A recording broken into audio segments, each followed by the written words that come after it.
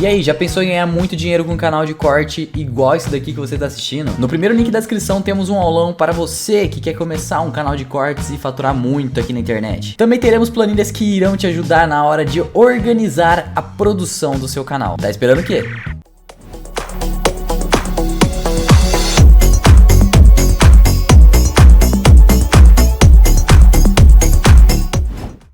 A gente estava conversando nos bastidores aqui. Já estava rolando um papo muito legal aqui.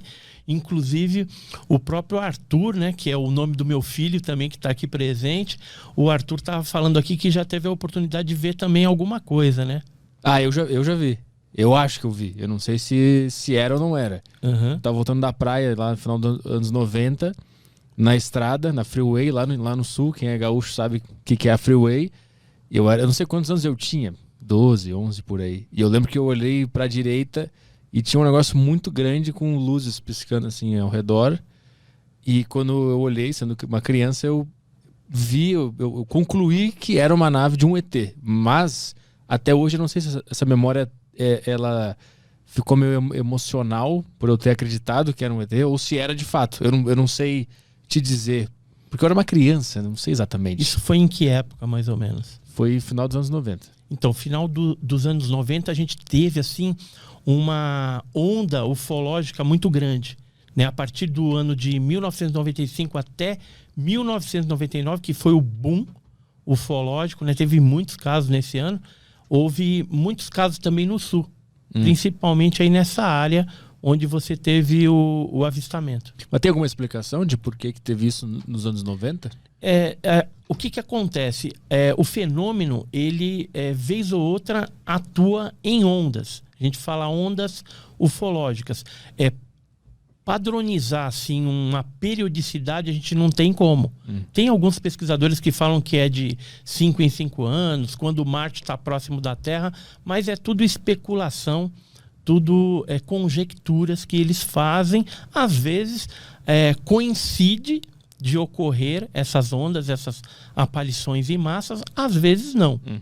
Então, eu prefiro entender que eles, quando vêm para cá e acontece essas ondas, é porque existe algum tipo de operação científica da parte deles, e aí você tem uma série de avistamentos em várias partes. Por exemplo, se for no Brasil, uma onda no sul do país, por exemplo, então vai ter várias cidades sendo sobrevoadas, tendo aterrissagens e abduções, que seria a captura, né, de seres humanos que são levados a bordo desses objetos voadores não identificados, e lá eles passam por experiências, né, coleta de cabelo, de unha, de pele, experiências genéticas também, coleta de sangue, de óvulo, de esperma. Então é um fenômeno muito agressivo quando ocorrem essas ondas. Tem um pesquisador amigo meu chamado Rogério Porto Breyer. Ele é de Gravataí, lá de Porto Alegre, Rio Grande do Sul, e ele se especializou em trabalhos ortotênicos. Que isso? Ele pega os casos ufológicos, pontua em cima de um mapa e cria linhas imaginárias, linhas ortotênicas. Então ele consegue descobrir com o trabalho dele que, por exemplo, quando um determinado... Vou falar de São Paulo, que é a minha área, eu estou mais inteirado. Quando ocorrem no interior de São Paulo alguns avistamentos, as linhas convergem para o litoral. Então, por exemplo, que esse mês começa a aparecer no interior de São Paulo. Você já fica antenado que dentro desse mês ou no próximo mês eles já começam a pousar e ser mais agressivos no litoral paulista. E esse conhecimento já foi usado para pegar a aparição? Já. Quando? Quando a gente estava bem atuante lá no GUG, no Grupo Ufológico do Guarujá, no litoral paulista, a gente trocava figurinhas com o Rogério Porto Breyer, lá do sul. Justamente ele tinha esses dados e falava: olha, fica atento aí, que daqui a pouco deve estar acontecendo alguma coisa no litoral. Um caso para exemplificar é o caso do pouso do OVNI que ocorreu em São Vicente, Isso em 1995, em agosto. E meses antes, houve várias aparições no interior de São Paulo. Depois começou a aparecer em Guarujá, na praia ali de São Vicente, né, na parte do rio Piaçabuçu, até que 2 pescadores lá, voltando depois de um dia de trabalho, tinham recolhido as redes, colocado no barco. Eles estavam vindo pelo esse rio Piaçabuçu, e aí um objeto avermelhado se aproximou da embarcação deles. Estava o Fernando Bezerra e o Wilson de Oliveira, eram 2 pescadores. E aí eles viram aquele objeto se aproximando, o objeto jogou um foco de luz em cima do barco, da embarcação.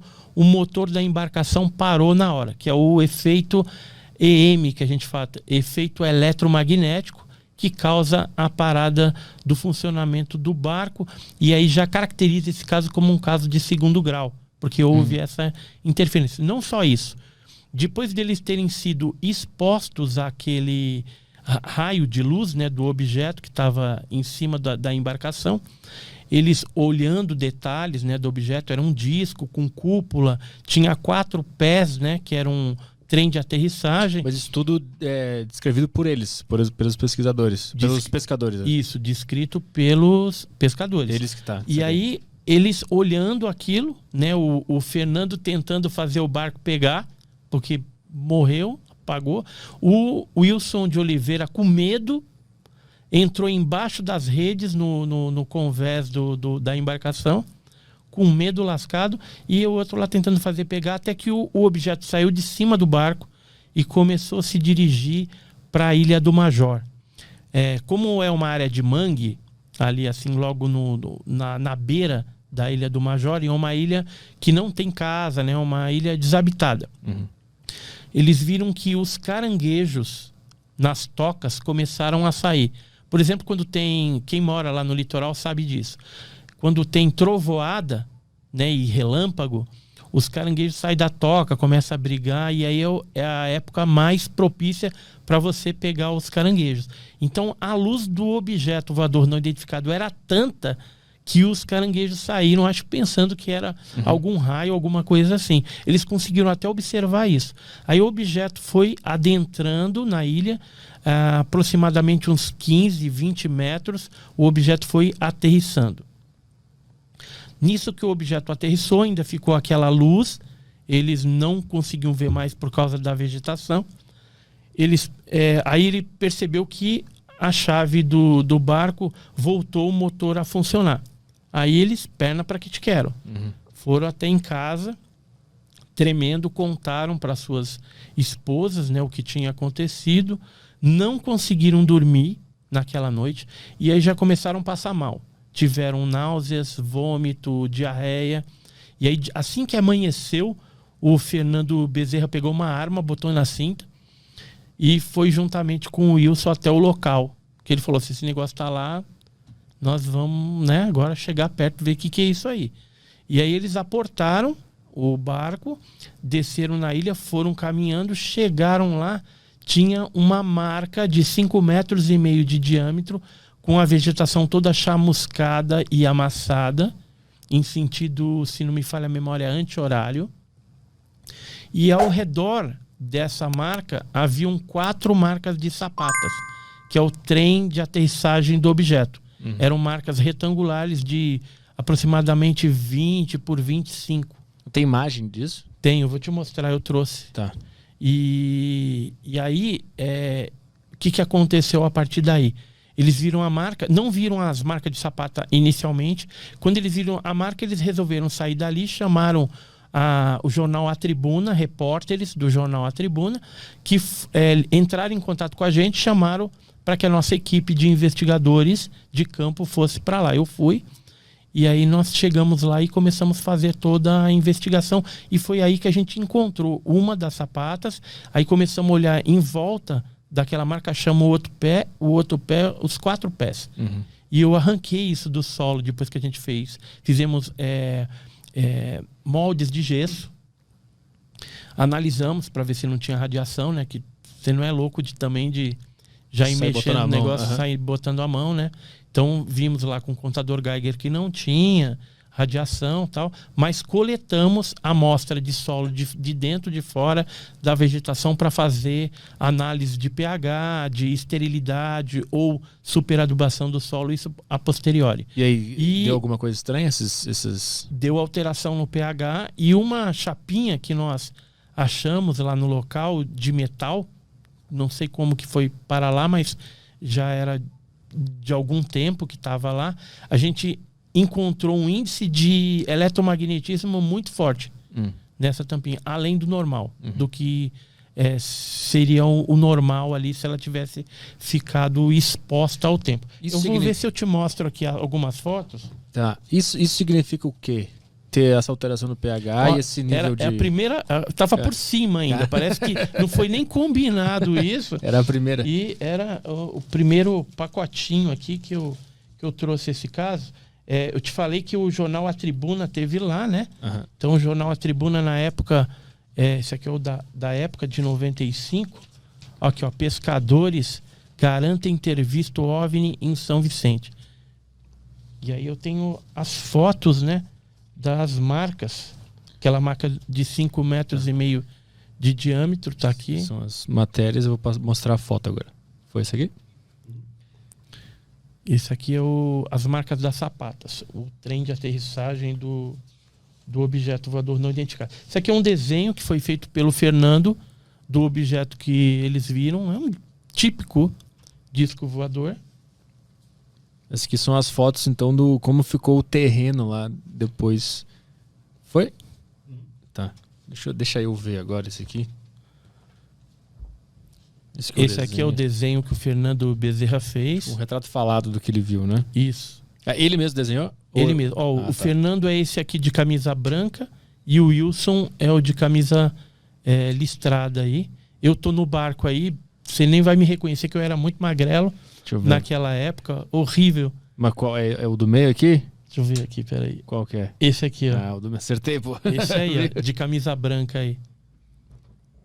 E vocês conseguem, sei lá, criar uma teoria de por que eles estavam aqui, por que eles fizeram isso? Existe alguma ideia? Foi justamente dentro dessa onda, né? Quando começou a onda no interior de São Paulo, logo em seguida começaram os pousos e os avistamentos no litoral paulista. E olha, isso aqui é interessante. Esse caso ele aconteceu no dia 1º de outubro de 95. E a gente tem um outro caso também, que aconteceu no bairro Japim, alguns minutos antes, pelo menos aí uns 10 minutos antes da aparição deles, né, que os pescadores viram. E o objeto que foi desenhado também por essa outra testemunha no bairro Japim coincide exatamente com o desenho que o Fernando Bezerra fez. Só que ele viu seres também. Isso foi próximo a um colégio que tem lá no bairro Japim.